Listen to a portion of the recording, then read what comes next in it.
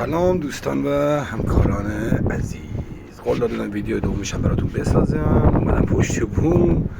هوام امروز خیلی سرده، تا بهاره ولی سرده دیگه. عرضم به حضورتون که کاشنریم، میخوایم این سربندی ها رو بهتون بگیم و این داستان کولر آبی رو کلن ببندیم.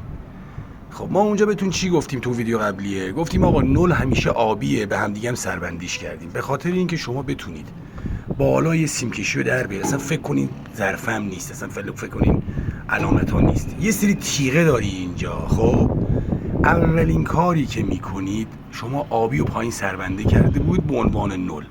آبی و اول میای این سیم میزنی، اولین سوکت رو میزنی آبی، میکنی نول. آبی رو میزنی اینجا میشه نول، درسته؟ به خاطر اینکه قاطی نکنید، اصلا پمپ تو مدار نیارید فعلا. اوکی، آبی شد نول. حالا شما پمپ بذارید کنار، آبی رو زدی به نول اولی، 3 تا دیگه رشته سیم داری، درسته؟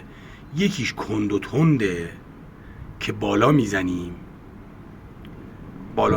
تند، پایین میزنیم کند. از بالا شروع میکنیم، اولی رو تند میزنیم، دومی رو کند میزنیم. تو تابلو قدیمی جدید ارت وجود داره، تو قدیمی ها ارت وجود نداره. خب حالا شما یه دونه فاز میخوای اینجا که بتونی دینامو راه اندازی کنی. حواستون باشه اشتباه بزنید میسوزه. نولتون علل خصوص اشتباه بزنید میسوزه. نول آبی پایین، 3 تا رشته کابلت میمونه. پمپ حذف کردیم، مثلا پمپ نیست اینجا دیگه، 3 تا کابل میمونه. بالا رو هر پایین هر رنگی زدیم به تند، بالا میزنیم تند، پایینش هم میزنیم کند. یه دونه دیگه فاز داریم، فازو میزنی اینجا، میشه از پایین 4مین تیغه. فازو میزنی به اون، 1 2 3 4 فازو میزنی به اون. زیر فاز پمپتو میزنی، پایینیش هم که نولو میزنی، درست؟ این وره تیغه میمونه، اون وره تیغه. وسط دینام وسطی، کلید وسطی نوشته کام که میشه نولو میاری. این خیلی مهمه، اینو دقت کنید.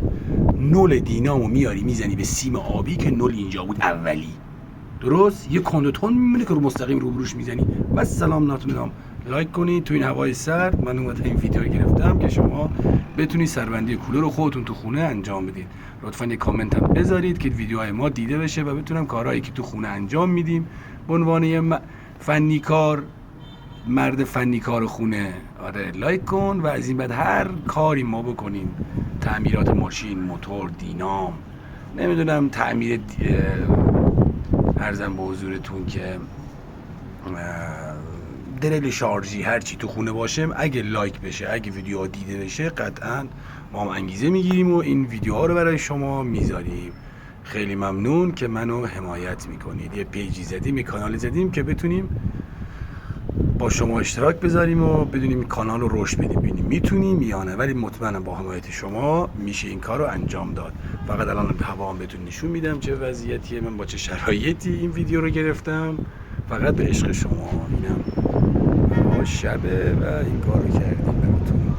مرسی، متشکرم. لایک رو بزنید لطفا. مرسی.